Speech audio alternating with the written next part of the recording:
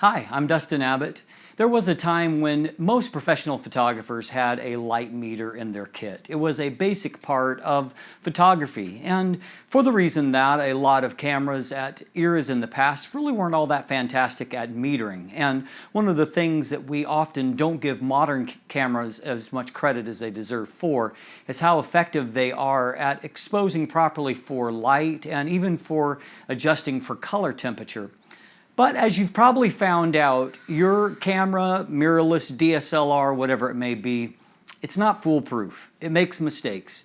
And so I think that even in the modern world, for those that kind of want the absolute best, perhaps you're shooting an event in a situation with challenging light, or perhaps like me, you are someone that needs to put together video segments where you set up the camera in advance and then you get in front of it and there's no one behind it to change the settings if you haven't gotten things right.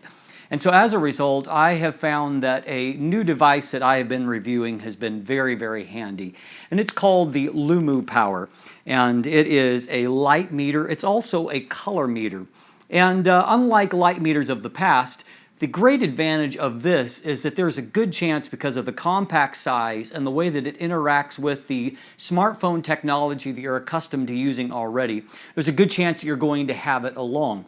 And because you are a little more familiar, many of you, with using apps on a smartphone like myself, you will find that changing settings and getting the information that you need is far more intuitive than with a brand new standalone device.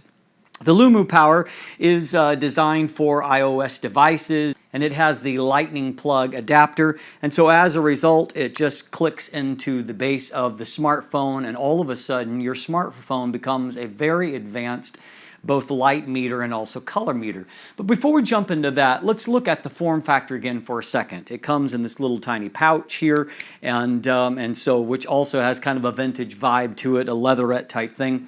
But what I have discovered in the now 5-6 weeks that I've been using it is that, for example, because it is so small, so light, compact, that I'm throwing it into my appropriately named everyday backpack. And I've got a little hidden compartment here at the top where it rests all the time. And because it's so light, I'm not going to notice the weight. Now, one thing to note about the design of this, it is designed to be durable. And looking at it, it's made of high-grade materials. There's some actual metal in there, and then some plastics that show a great deal of durability. In my mind, the point of vulnerability, like anything that plugs into the lightning port of your smartphone, is going to be at that port itself. And while I note that there is some good reinforcing there on the light meter itself, I would recommend, of course, that you exercise some caution, because if you hit that with a lot of force, I don't expect good things are going to happen. So once you insert it into your phone, if you don't have the light meter app open already, it will often request that you access it, and so then you open up to that. Now, this highlights one glitch that I have seen with the light meter, that sometimes at first I only see the photo spot metering show up at first. It's as if the other things have been grayed out and aren't there, and I don't know if that's part of a warm-up type process, but you know, you see here there's no other option on the screen at the moment. In the app itself, you have the illuminates option, and the illuminates option allows you to just determine how much light is available in lux value in the setting you're in. This is actually a two-sided device, and so some of these you want to be using the front to record, and the sensors are there, and in some cases you're going to want to be using the back. You'll note that when you go into the screen, it will actually show you the direction the light should be coming. And so in this case, it should be the flat side, and as always, you're holding down that. And so if I'm facing this up towards the light here in my light tent, it shows the illuminates value in terms of the lux value here, which is 5,822. So quite high, of course, here inside my tent. The second option here is photo ambient, and that's helping you to determine shutter speed or aperture, ISO. What happens is there's three different things there. There's aperture, there's shutter speed, there's ISO. So two of those things you set, and the third you measure for. So in this case, in the camera right now, I've got a shutter speed, an ISO of 200 that is set. I've got an aperture value of f2.8. And so if I were to hold that up and expose, it exposes at 1/40th of a second, which is what I'm filming. filming on at the moment. You've got a spot metering option, and that utilizes the built-in camera in your camera to help you to determine that value. One that I'm using a lot is when it comes to actually measuring these same kind of things like for photo ambience, except for specifically for video settings. For this video, for example, I looked at the settings that I should use for this, and so since I'm shooting at 30 frames per second and I wanted to shoot at a 1/30th shutter speed, I wanted to know what aperture to use for this, and so I measured and 7.1, and you can see the lighting results here. Now, another very unique option here is that you can also set up to measure for if you're wanting to trigger flash units. And so basically, if you're in a modeling mode where you want to measure how bright your flash should be, let's say that you're wanting to expose in a certain way and you're wanting to use a manual flash unit. So in this case, I've got it set up to where it is, I've got it at start, and so I'm going to model the flash. And so it shows me under the settings I have what percentage of flash I should need. In this case, it's 39%. And so for those of you that want kind of an extra edge in your actual strobing or lighting, that's a very, very cool option to help you to determine value in a little bit more maybe advanced setting than just doing ETTL value, if you're a Canon shooter, for example. Then very interesting also is you have the option of on this side, you have the option of measuring color temperature and then also chromaticity, which I'm not necessarily fantastic at saying. Maybe you're better at that. But some very interesting things. For example, that if you're under mixed lighting, for example, which I've got a little bit going here, but on the set I can hold that down with it facing that way, and I can determine what kind of light value I need here, which in this case measures at 4,720 Kelvin in my light tent here.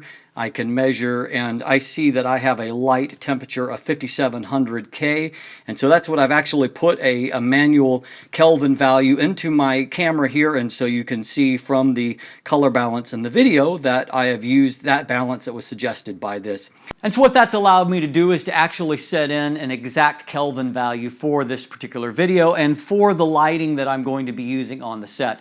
Very, very cool option on that. And finally, with the chromaticity, you have an option, let's say that if you're wanting to do a more advanced calibration, perhaps even calibrating a monitor or color space that you're working in, and frankly, some of those things are a little beyond my level of expertise or familiarity, but it will allow you to establish a value in that as well and some readings. And so this is a device that can help you in any number of ways when it comes to kind of perfecting your technique and your results as a photographer or a videographer.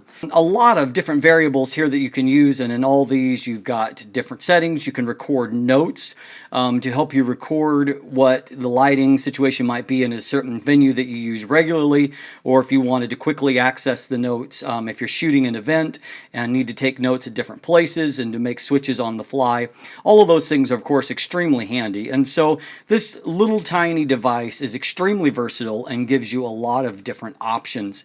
Light meters themselves tend to be fairly expensive, and in this case the price for this comes in at about $299 US, and so it's not a cheap device, but at the same time for me it has more of a practical purpose than other light meters, both for the ease of use and then also because of the fact, as I noted, it is so compact and easy to bring along, and it leverages a platform that I'm already going to have with me. It means that I'm far more likely to carry this than I would a separate light meter that is bulkier, takes up more space in my bag, and perhaps weighs more as well. Because it is so tiny, it's been not a problem at all for me to throw it into my backpack and to always have it along with me. Thus, I'm actually using it. Whereas I suspect if I had another light meter, I might use it if I was actually, staging a photo shoot on a set, in a studio, but not out in the real world, which frankly is often where I need it the most. And so if you're trying to expose for challenging light settings, or if you're trying to figure out color temperature, perhaps you're under some weird lights and you're wanting to determine the optimal color temperature, you can take it a step beyond what your camera is able to accomplish by utilizing the LUMO Power. I'll throw a link in the description to their website to give you more information on it. Also some buying links there if you're interested.